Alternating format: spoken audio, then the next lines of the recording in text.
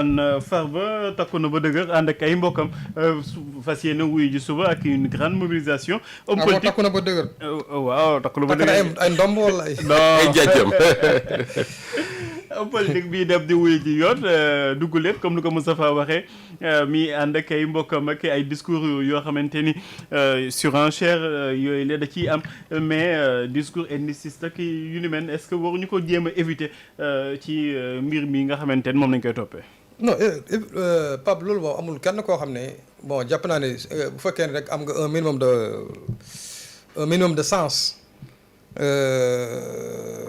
nga koy mën a nangu ngay mën a nangu dans une république quand même ñuy mën a convoquer ay arguments yi nga xam ne ay arguments ethniques wala arguments régionalistes wala yu demee noonu pour ta défense c'est un dossier boo xam ne dossier judiciaire la. mu am ay loo xam ne li ñuy naan ay blanchiment d'argent ay recel ay escroquerie nangam donc loolu li ma jàpp mooy li Farba njëkkoon def mooy jël ay avocat yi layool la nga xam ne lépp loo xam ne ay artifice juridique yoo xam ne yu ñu mën a jaar bon peut-être pour néewal doole li nga xam ne moom mooy accusation parquet financier bi. donc la ñu def ko mais leneen li nag bon daf ci am aussi loo xam ne bon duñ ko bañal homme politique. mooy la bataille de l'opinion. Oui. Mais maintenant mu nekk dans le cadre de la République. En tout cas li ñu mën a comprendre Pape depuis quelque temps. En tout cas depuis 2019-2020 mooy que justice moom dafa sonn moom. Il n'est pas aisé d'être un juge. La justice est constamment sous pression. Notamment quand les politiques sont concernés. Ces politiques-là qu'il s'appelle Bougane Gueye Dany, qu'il s'appelle Barthélémy Diaz, qu'il s'appelle Ousmane Sonko, qu'il s'appelle Bassirou Diomaye Faye ou Karim Wade ou Khalifa Sall, à chaque fois qu'il y a un politique dans un dossier, les magistrats, j'imagine que nous avons nelaw sax. Alors que, mais au jour le jour, c'est des centaines de Sénégalais qu'on juge. Demal bloc les Madeleine. C'est des centaines et des centaines de Sénégalais qu'on juge au jour le jour. ñenn ñi ñu relaxé leen ñenn ñi ñu def leen sous mandat de dépôt. ñenn ñi ñu def leen sous contrôle judiciaire ak leneen. Et c'est comme ça qu'une justice doit fonctionner. Pape, est-ce que tu sais qu'au moment où on parle là, mais Sarkozy, ancien président de la République française, il est sous bracelet électronique. ñu ngi ko takkal waaw. Au moment où on parle, Marine Le Pen, elle est menacée de ne pas pouvoir se présenter à la prochaine présidentielle de 2027. Parce que c'est ce que le procureur a requis. Oui. Et pourtant, ça ne pose pas de problème particulier. Est-ce que vous me dites que Trump condamné comme nous dispenser que de peine parce que moi, Trump, il a été condamné, mais le système américain, il ne fonctionne. Oui, il a dispensé de peine. Wow. Comme il est président de la République, on l'a dispensé de peine. Bon, peut-être que ça, il paraît son mandat. Son âge peut-être ne lui permettra pas bon comment ça fonctionne mais dafa am ay âge yoo xam ne bon peut-être boo fa peut-être dans des trucs carcérales quoi am na ay peut-être amende yi lay teg wala affaire yooyu mais peut-être que il aura plus de 80 ans donc mais ñoom seen système noonu lañ ko tegee mais ñun suñu système en tout cas suñu système politico-judiciaire ci li ma remarqué mooy que à chaque fois que un politique et impliqué dans un bu fekkee dañ ko tudd ci benn dossier rek dañuy naan noonu léegi ñu xar suuf si wala léegi ils vont faire descendre le ciel. mais pourquoi mais c'est des justiciables comme tout le monde. Oui. Ils ne sont pas plus sénégalais que les autres sénégalais. Qu'on juge à longueur de journée. Donc dossier bi c'est un dossier judiciaire. dañ bàyyi justice doxal yoonam. Pression bi nag man ce que j'ai remarqué aussi. loolu aussi il faudra s'en émouvoir mooy que il y a aussi bien une pression de la part de l'opposition que de la part de quelques ñoo xam ne des affidés du pouvoir. Je donne le dernier exemple en date, c'est la relaxe de Adam Addis Fall ce matin. Mais j'ai vu depuis ce matin des gens di tweeter di def ay post Facebook naan bon su fekkee ne lii mooy rupture jaru ko woon.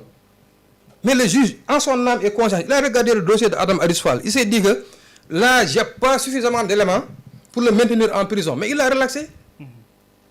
Juge bi moom moo xam parce que le dossier là yow xamoo ko man li ma dégg rek mooy diffusion de fausses nouvelles mais maintenant ce qu'il y a dans le dossier bi nga xam ne moom la à partir de enquête bi ñu ko defal à la division des investigations criminelles peut-être procureur de la République yokk ci benn point wala benn virgule ñu jox ko juge bi moom moo xam xool gis ne kii dañ ko war a relaxer mu relaxer ko.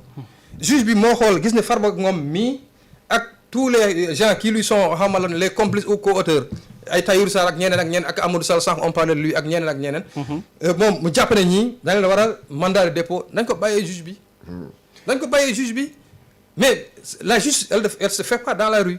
C'est pas sur les réseaux sociaux qu'on fait la justice. Il ne nous appartient pas, nous chroniqueurs, voilà, nous qui sommes sur les réseaux sociaux, de requérir Ibrahim, comme la justice est rendue au nom du peuple sénégalais, ce peuple quand même a le droit de commenter les décisions. Voilà. Non, commenter amna. Oui. Mais commenter aussi, des fois, il faut D'accord. D'ailleurs, dès que les hommes politiques disent je ne commente pas une décision de justice. Et pourtant, ils ont la liberté de la commenter. Mais c'est pas du commentaire, c'est de la pression qu'on exerce sur la justice. C'est là beaucoup défendu individuellement, Pape. Oui. Il y a beaucoup défendu sur un magistrat, mais dans les cas pour outrage à un magistrat. Mais il y a des gens qui sur les réseaux sociaux, on dit que voilà, c'est normal. Vous donnez un Maxal, mon code de outrage à un magistrat. Oui. Sénégal, Firek, ou l'Afrique, rek lañuy japp ab njit wala ñu convoquer tribunal ñu daal di wut des arguments politiques. Yéen a ngi doon cité ay Trump ak comment il s'appelle encore là Sarkozy. Mais ñooñu kenn Mauritanie seen président bi ñu ngi koy topp aussi Mauritanie seen ancien président ñu ngi koy topp. waaw kooku 20 ans le procureur demande 20 ans de prison. Oui yal nañu wàll. te ñooñu Afrique fii li ma gën a métti ak Afrique fii ay milliards lañ lay toppee mais bu nekkee fële ay somme yu ñàkk fayda Benyamin Netanyahu fii mu ngi en justice. Effectivement pour lan. pour lan kon ay litre whisky ak cigare. Effectivement des cadeaux ay whisky ay litre whisky yi ñu ko doon may ak cigare. loolu moo tax gars yi ko topp instant yi. ñu ne loolu corruption la mais yow kooku boo ko defoon fii saa yi ñii di jaay ay Auchan bi yëpp ngay wax lan dem seen yoon may la Auchan bi dem seen yoon ñii di maye Auchan may société dañ lay naan société bi yaak moom defal la ne yow buñ la toppee nga ne déet parce que dama bokk si nguur di la passé c'est une chasse aux sorcières et tout loolu la ñu war a bàyyi mais alors que dafa François Fillon ay costume moo ko dee nekk président ma ne ay ñàkk fayda ay costume waaw nee naa la boo demee si yeneen réew yi ay ñàkk fayda lay toppee ay mbaxane sax parfois ay costume ak litre whisky ak ay bouteilles de whisky de classe. Les politiciens là ils ont tellement incrusté ça dans la tête des gens que léegi politicien bu ñu jàpp rek ñu jàpp ñun ñi opinion bi. dañuy jàpp ne kii ay kiiwu politique lañ ko. d'accord Moussa Ba quand même ñi nga xamante ni ñoo doon animé conférence de presse bi ñu si bëri ay ministre rek ay normal tànk nañ yoroon at bii rek ñu génn tey jii ñooñu bu ñu taxawee di remettre en question liggéeyu justice comme ni ngeen ko waxee Ibrahima Anne insisté ci bu baax Georges Nessa aussi insisté ay organes ak ay corps de contrôle def ay liggéey boobu la ñu laaj la rek pour nga indi ci ay tontu ak ay leeral. Est-ce que jar nañu koy jéem a politiser est-ce que ñoom ñi nga xamante ni ñoom ñoo nekkoon ay ministres rek yooyu la finalement est-ce que ay républicains nañu. mais Pape li contradictoire ci wax ji. te ñun ñi génnuñu ci ñun ñi di wax ci média yi. mooy ñi ngay tudd noonu ne ñoom ñooy def conférence de presse di wax naan mbir mi wuru politique la rapport yi sentif nangam ak nangam. ñooñu quelques mois ci ginnaaw ñoom ñoo nekkoon de l'autre côté. ku tudd un rapport de la CENTIF wala keneen ñu ne la amoo droit wax ci parce que de seen liggéey lañu def c'est des corps de contrôle. justice bi kenn amul droit tudd leen. magistrat yi joxe nañ fi ay décisions yoo xam ne xaw naa taal réew mi. dëgg la fii magistrat joxe na fi une décision. nit ñi génn di manifester ba ay nit faatu ja. ba boobaa lañ doon wax yow mi wax nga ko plusieurs fois ne la justice est rendue au nom du peuple. donc su fekkee joxe nañ une décision le peuple l'encre d'accord ñu ci y a problème il faut voir ça. ñi nga xam ne tey ñooy dénoncer loolu à l'époque qu'est-ce qu'il disait mooy non le droit le juge moo ko wax ñoom seen yoon nekk ci wax na ko ñëpp dañ ci war a tënku. man pour man il faut ñu fexe ba juboo ci benn mbir. te loolu dafay concerner acteurs politiques yi. daf ñuy concerner ñun ñi nga xam ne ñoo nekk ci médias yi. day ak tous les Sénégalais les citoyens. day toll benn moment où on se dit écoutez de toute façon réew mi mënul continuer di doxe nii. on fait confiance aux juges. on fait confiance à la justice. su fekkee ne teg na loo xam ne neexul ci ñun. ñu jàpp ne loolu la teg ñu d'accord ci. su fekkee ne teg na loo xam ne dafa ñoo arrangé ñu jàpp ne loolu la teg ñu d'accord ci. loolu nag arrivé ci dafa jafe trop Pape Makhtar. dafa jafe trop pourquoi parce que les hommes politiques au Sénégal particulièrement noonu la ñu mel. ñi nekkoon ci opposition bi ñu ne ci pouvoir bi tey ñu ne ci pouvoir bi ñu ne ci opposition bi tey newoon ci pouvoir ëllëg avant ñoom ku fi tudd mu ne politique la. ba fi Ablaye Wade commencé lancer ces audits là di woo yenn DG yi nga xam ne ñoo nekkoon sous le régime de Diouf lan lañ waxoon politique la. Idrissa Seck bi ñu ko fi tuddee sur les chantiers de Thiès politique la. noonu ko koy toppee di ko topp. Finalement la seule chose bi nga xam ne moo ñu ci mën a génne Pape. oui mooy que les magistrats malgré li Ibrahima di wax pression wu rue beeg pression wu opposition pression wu pouvoir beeg. que les magistrats restent zen xam nga rester zen mooy lan. mooy di rendre leur décision à leur âme et conscience. selon li nga xam ne parce que nag dafa am lu am solo loo xam ne man pour man jar nañuy bàyyi xel. le fait que man ma toog fii wax dara. oui. wala ñu ne Moustapha Diop moo sàcc nangam. wala Moustapha Diop tudd nañ ko ci rapport sàngam. ñu jël ko yóbbu ko ci ay enquêteurs ñooñu def seen enquête dafi jëli PV yóbbu ko ci procureur. procureur jël ay PV am liggéey ci déposé ko ci un juge d'instruction ñu koy topp di toog ko ba dem ci kanamu àttekat. mais àttekat boobu bu ñëwee toog moom yorul li presse bi bindu de. li mu yor mooy le dossier qu'on lui a présenté.